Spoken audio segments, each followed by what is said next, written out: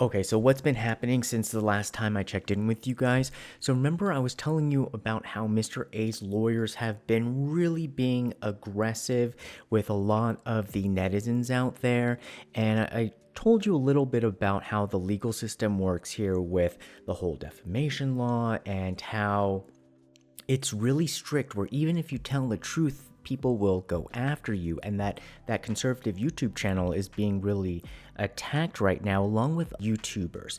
And so what we did find out now is that actually this law firm is going after just even comments and really trying to scare the public into essentially settling with them. Basically what that conservative YouTube channel is saying is like, look, we can't cover you. We can't really like give you advice if you're really saying like some crazy crap out there.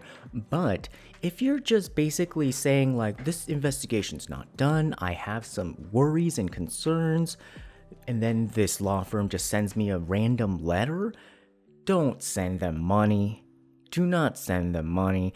What they did is very smart because they're like, well, we'll settle and we'll just like send out these scary emails, like a spam email, like those Nigeria, I'm a prince from Nigeria. I'll send you $2 million or something and you send me like $700 and then we'll do something. I mean, we're kind of going into that territory.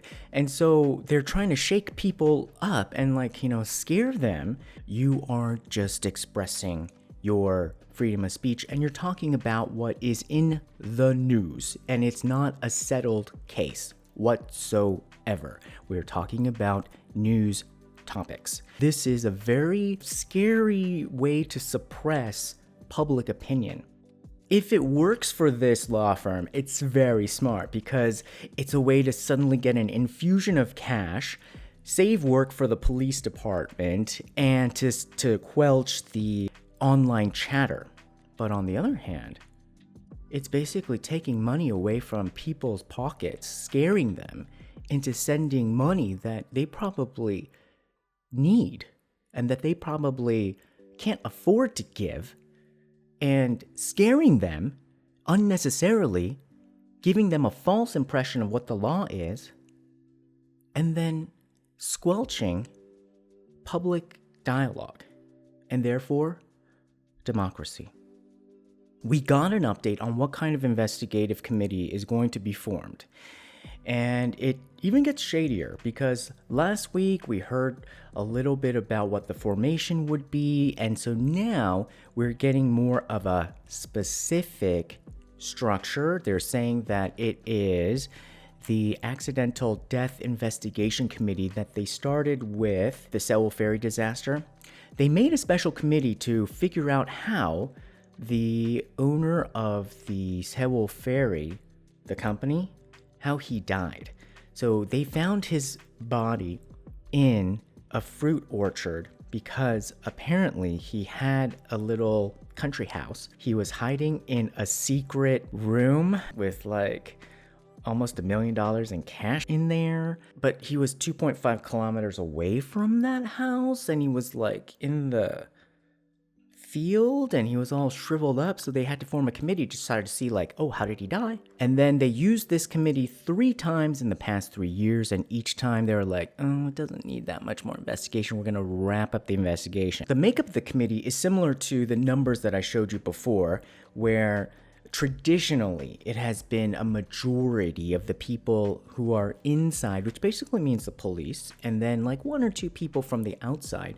So essentially, the committee that decides on whether the police, maybe didn't do enough are the police themselves. Again, it's all about the looks. It's let's just make it look, but it's a rigged game already from the start. So it's about 3 to 4 people from the police department, 1 or 2 people who are selected. And already, if you're selected, you have some sort of connections and ties, some obligations. So you are going to be a little bit beholden to the police department, kind of go with what they say. So they are going to probably always, tilted in their favor. But this time, because there is a lot of public attention, they're doing 4 and 4. 4 people from the police department and 4 people from outside, but we don't know who the outside people are, so there's probably a lot of like negotiation stuff going on right now. A lot of strings being pulled, a lot of politicking, trying to figure out what's going to happen. But in the end, even if it's 4-4, again, that is also an illusion because they said that, oh, if we have difference of opinion, we're going to vote. You only need one person from this side to make 5 against 3. Only one person from this side, okay? So you only need to plant one mole. If not 4 moles. I mean, it's already rigged. Rigged. People are very suspicious of these types of committees. And like I said, the 3 committees have already met in the past 3 years, and they've just said, okay, there is no more investigation necessary. So we may have the investigation just go away, or they may just say, okay, well, just do 30 more days of investigation, wait for all the heat to settle down, and then say like, okay, well, we can't find any more information.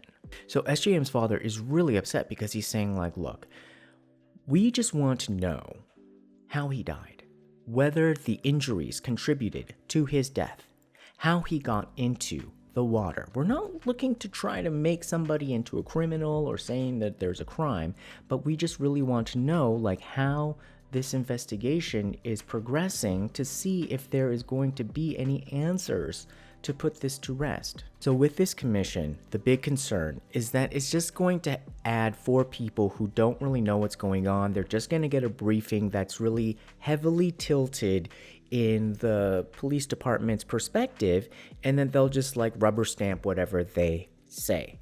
And without really trying to go after the witnesses that probably saw more.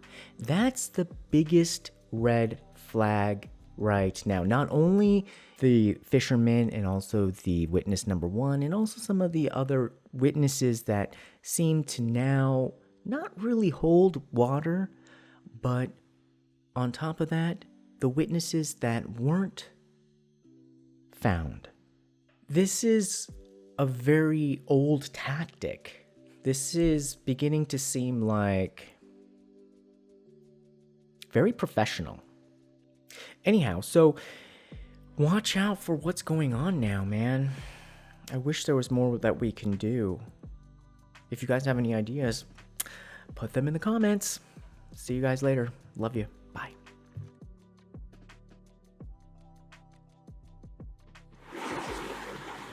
Namaste.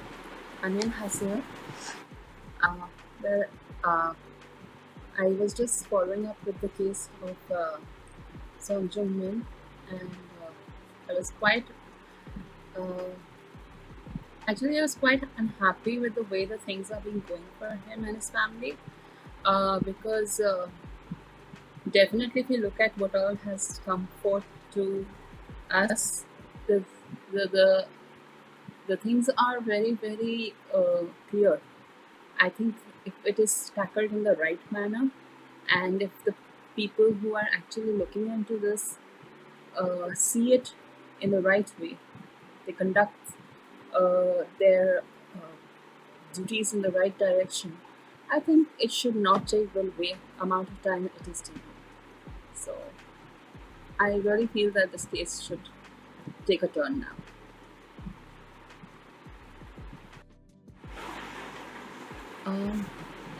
My thoughts to Son Jung Min's family is,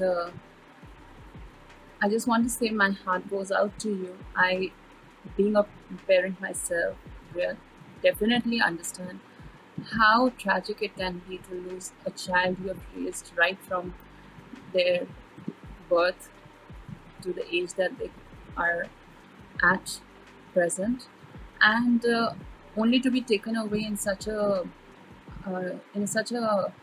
traumatic manner. However, his however the demise happened, but the thing is that it is time that justice is definitely given to you, and in the right manner, and not just let this be put under the rug as one of the cases. Oh, well, um, my what I want to say to the people of South Korea, uh, it is definitely one of my very favorite place. Um, but we, the people of India, which is one of the largest democratic country in the world, we want to see our dear friends of South Korea also being able to be free to express their thoughts freely without any kind of restrictions. And for that, I think it is time that certain changes in the laws should take place, because whatever the laws were made long time back for that particular time period. Now, with today's generation, the laws definitely needs to be changed, and you cannot just give freedom to people, say that we are giving you freedom, but there are clauses to it. That is not what you call democratic or giving the person the freedom. So, laws need to change. Kamsahamnida, lots and lots of love from India, and wishing and praying that this case is solved really fast, not only for Son Jung Min's family but also for the people of Korea, to for them to believe that the justice prevailing there will support them should tomorrow they be needing them, and not get corrupted with others. All the best.